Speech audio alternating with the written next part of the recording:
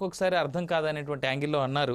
However but నాకు main Ramarao గారు మీరు చెప్పాల్సినటువంటి మాట ఏంటంటే వైఎస్ఆర్సీపీ తరహాలో తెలంగాణ ప్రభుత్వం వ్యవహరించలేదు. అంటే వైఎస్ఆర్సీపీ గవర్నమెంట్ ఉన్నప్పుడు ఇలాంటి ఘటనలు ఏమైనా జరిగాయా? జరుగున్నా కానీ వైఎస్ఆర్సీపీ పార్టీ పట్టించుకోలేదు అనేటువంటి ఉద్దేశమేనా? దీన్ని ఎలా చూస్తుంది మీ పార్టీ? పవన్ కళ్యాణ్ గారు ఈ విషయంలో అసందర్భమైనటువంటి ప్రస్తావన చేసినట్లుగా అర్థమవుతుందండి.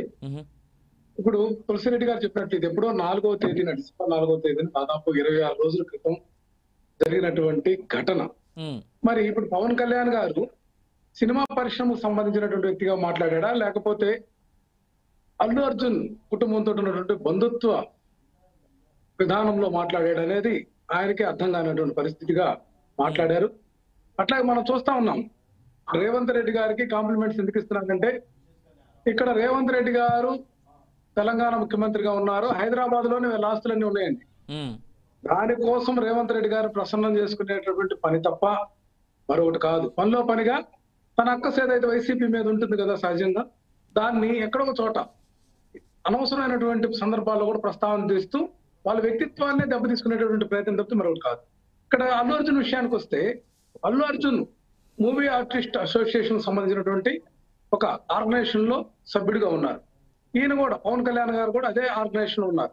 ఒకవేళ బంధుత్వం కానీ లేకపోతే రాజకీయంగా కానీ లేకపోతే ఆయన మీద ఈర్ష్య ద్వేషాలు ఏంటంటే తనకంటే కానీ తన అన్న కానీ తన అన్న కుమారుడి కంటే కూడా ఎక్కువగా పాపులారిటీ సంపాదించుకొని పుష్ప సినిమా ద్వారా ఇది ఆయన ఒక పాన్ ఇండియా సినిమా నటుడిగా ఒక మంచి మైలేజ్ తీసుకొని ముందుకు పోతున్నటువంటి సందర్భంలో వీళ్ళకి సహజంగానే అక్కసుంది అనేది మనకు అర్థమవుతుంది. ఎందుకంటే అల్లు అర్జున్ అంశంలో వెనక ముందు ఏం జరిగిందో తెలియదు, వాళ్ళదే తప్పు, ఓడితో పోయేదాన్ని ఓటర్లాగా తెచ్చారు, ఈ మాటలన్నీ కూడా ఈ రోజు మాట్లాడుతున్నాడంటే ఇది హాస్యాస్పదంగా ఉంది వాస్తవం. ఎందుకంటే అసలు రేవంత్ రెడ్డి గారి అంశంలో కూడా చూస్తామంటే మన తులసిరెడ్డి గారు కూడా ప్రస్తావించారు, ఏదైతే గోదావరి పుష్కరాల్లో 29 మంది చనిపోయారు, 60 మంది గాయపడ్డారు. అట్లా కందుకూరులో ఆ రోజు ప్రతిపక్ష నేతగా చంద్రబాబు నాయుడు గారు వస్తే ప్రకాశం జిల్లాలో తొక్కిసలాట జరిగి 6 మంది చనిపోయారు. వీటన్నిటి ఘటనలకు కారణం ఖచ్చితంగా ముందస్తు జాగ్రత్త తీసుకోకపోవటం అనేది అర్థమవుతుంది. నేనేమంటున్నానంటే రేవంత్ రెడ్డి గారు అయినా సరే ఇటువంటి ఏదైతే ప్రజాదరణ కలిగినటువంటి సినీ నటులు కానీ మరొక ఏదైతే ఎక్స్పోజర్ ఉన్నటువంటి వ్యక్తులు పబ్లిక్ లోకి వచ్చేటటువంటి అంశాలను దృష్టిలో పెట్టుకొని మీరు హైటెక్ తరహా పరిపాలన కదా, మరి మీరు ముందుగానే ఆ మూవీ ఆర్టిస్ట్ అసోసియేషన్ ఉంది కదా, మీరు బయటకు వచ్చేటప్పుడు ఎప్పుడైనా సరే మాకు ముందస్తుగా ఒక అనుమతి తీసుకోవాలనో లేకపోతే సమాచారం ఇవ్వాలనో మేము దానికి జాగ్రత్తలు తీసుకొని ముందుకెళ్తామనేటువంటి అంశంలో ఏ రోజైనా నోటీస్ ఇచ్చినటువంటి దాఖలాలు కూడా లేవు. ఇది ఈ రోజు అనుకోకుండా జరిగినటువంటి అంశం. రేవతి అనేటటువంటి మహిళ చనిపోవడం అనేది అందరం బాధపడాల్సిన అంశమే. కానీ అదేదో అల్లు అర్జున్ ఒక్కడే పోయి ఆమెని మర్డర్ చేసినట్లుగా క్రియేట్ చేశారు. ఇది కరెక్ట్ కాదని చెప్తున్నా. నేను ఏమంటానంటే అల్లు అర్జున్ అనేటువంటి వ్యక్తి ఒక సినిమా స్టార్ గా ఉన్నటువంటి వ్యక్తి, ఆయన సినిమాకు వెళ్ళాడు, అక్కడ తొక్కిసలాట జరిగింది, చనిపోయాడు. ఇది మాత్రము మనం అందరం కూడా గ్రహించాల్సింది. అదే ఎవరో ఒకరు పలకరించాలన్నారు. అల్లు అర్జున్ పోయి మళ్ళా రేవతి ఇంటికి పోయి పలకరిస్తే పవన్ కళ్యాణ్ గారి ఆలోచన అలాగే ఉంది. మళ్ళా అందుకు ఘటన జరగడానికి ప్రేరేపితం చేసినటువంటి వ్యక్తిగా ఉత్తరపడతాడు తప్పితే మరొక అంశం ఏమైనా ఉందా? ఇక్కడ పవన్ కళ్యాణ్ గారు అవగాహన లోపంతో మాట్లాడారా, లేకుంటే కావాలనే మాట్లాడుతున్నారా, లేకపోతే అల్లు అర్జున్ అంశంలో న్యూట్రల్ గా కనిపించాలనేటువంటి ఆలోచన విధానంతో చేస్తున్నారా అనేది మనం గమనించాలి.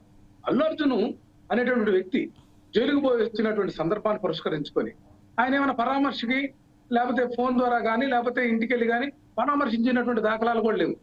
బంధువు ఒక వైపున మరోవైపున మూవీ ఆర్టిస్ట్ అసోసియేషన్ సభ్యులుగా వీళ్ళందరూ కూడా ఒకే గొడుగు కింద ఉన్నటువంటి వ్యక్తులుగా ఈ పాటికి ఏమీ లేదు అనమాట. కానీ ఈ రోజు సడన్ గా దీన్ని టాపిక్ ని మరలా తను ఎలా చేసాడు అనేది మనం ఆలోచిస్తా ఉన్నాం. ఇదంతా కూడా రాజకీయ కోణంలో జరుగుతున్నటువంటి అంశం తప్ప మరొకటి కాదు.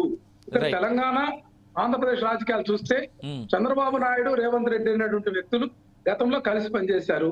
వాళ్ళిద్దరికి మధ్య ఒక అవగాహనతో ఉంది. వీళ్ళిద్దరు కూడా కలిసి దావోస్ వెళ్ళినటువంటి సందర్భాలు ఉన్నాయి. సింగపూరు, అసలు వీళ్ళకి ఏం పని అండి సింగపూర్ దావోసులతోటి?